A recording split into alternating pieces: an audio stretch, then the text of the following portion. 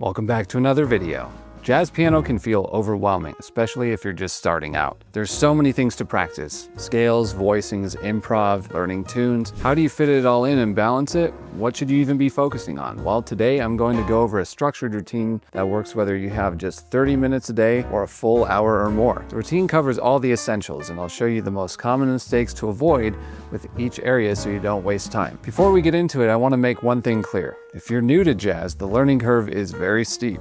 There's a lot to take in. It might feel like you're barely making any progress at all. But consistency is everything. The more you stick with a focused practice routine, the better and more quality improvement you will make, even if it's not happening at the speed you think it should. Just know that progress in jazz is extremely gradual and doesn't happen as quickly as you think it should or want it to. The 5 areas I'm going to cover can be combined into one practice session if you want a rigorous option, but that doesn't mean you need to hit all 5 areas every day. You can rotate different things. If you only have time for 1 or 2, that's completely fine. Depending on your level, you might find it more effective to focus on just a few areas per session rather than trying to do everything at once. The key is just being consistent and sticking to your routine. If you're more advanced, you probably already have a sense of what areas need the most attention, so you can adjust as needed. But if you're not sure where to start, this structure will give you a solid foundation. Alright, let's get into it. The first area is warm-up and technique building. Scales, arpeggios, bebop heads, even classical etudes. One of the biggest mistakes people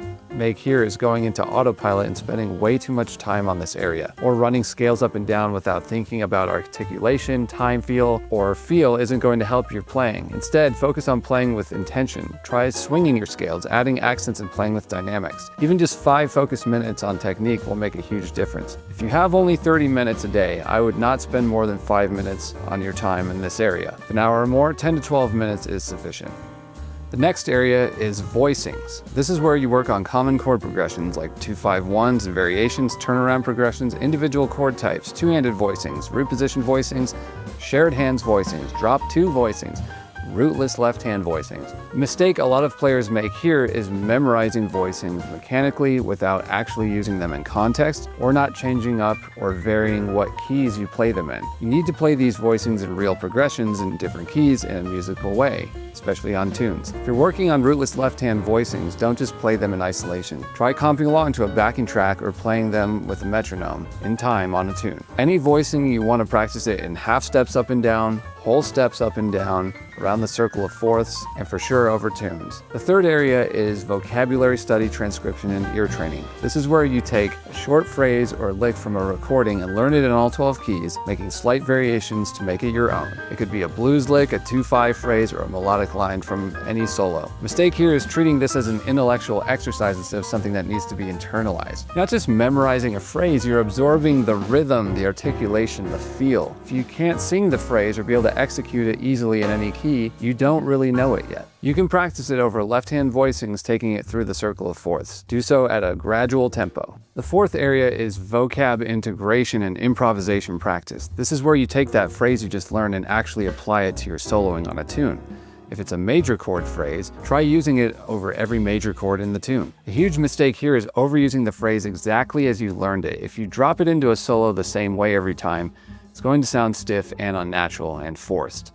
Instead, use it as a starting point. Experiment with different variations, change the rhythm, extend it, shorten it, try improvising into it and out of it. Get comfortable with using it in ways that aren't exactly how the lick is played, because trying to force it in during the heat of the moment exactly as it's played will usually backfire on you, or you won't be able to think fast enough to execute it the right way.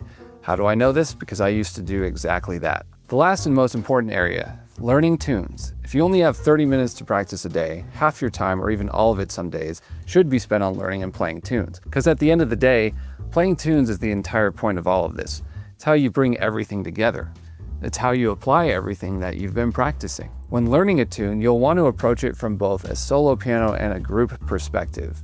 And there's 4 main things you want to practice for any tune. First, you really want to know the melody or the head, solo piano style where you play the melody and harmonize it with your left hand, root position, or learning it in a trio or band setting where you use rootless voicings in your left hand so you're not doubling with the bass player. I recommend both ways, you'll learn a lot. Then there's soloing. If you're playing solo piano, your left hand is going to be much more active, maybe playing stride patterns, root position voicings, and many different textures and rhythms. If you're playing in a group setting, your left hand will likely be playing rootless voicings. The next area for tunes is two-handed comping. If you're playing in a group, you should be comfortable with rootless two-handed comping voicings, depending on the situation. Solo piano, you can even solo with root position or rootless comping voicings also. And finally, there's introductions and endings. This is something a lot of people overlook, but having a few solid intros and endings up your sleeve makes a huge difference, and they can be really fun little projects to work on. Stay tuned for more lessons and a mini course coming out about intros and endings this year. A common mistake when learning tunes is treating it like an isolated task instead of a chance to integrate everything you've been working on. Don't just play the head and move on. Apply the voicings you've been practicing,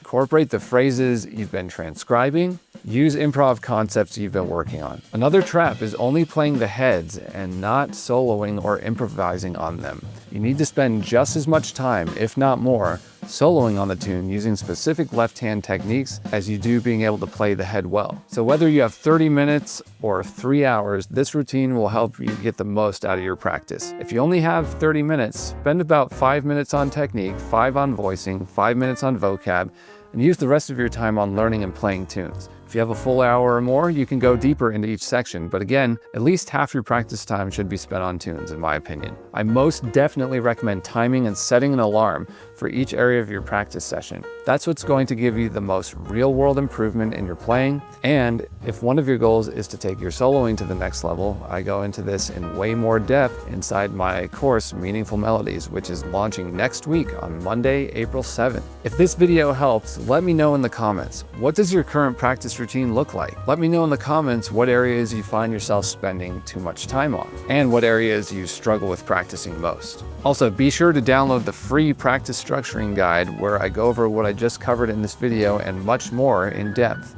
Link is in the description below. And if you're serious about improving, make sure to subscribe so you don't miss out on more lessons like this and exclusive content only for email subscribers that you won't find here on YouTube. If you liked the video, please like and subscribe to the channel and leave a comment. Check out the free guides in the description below.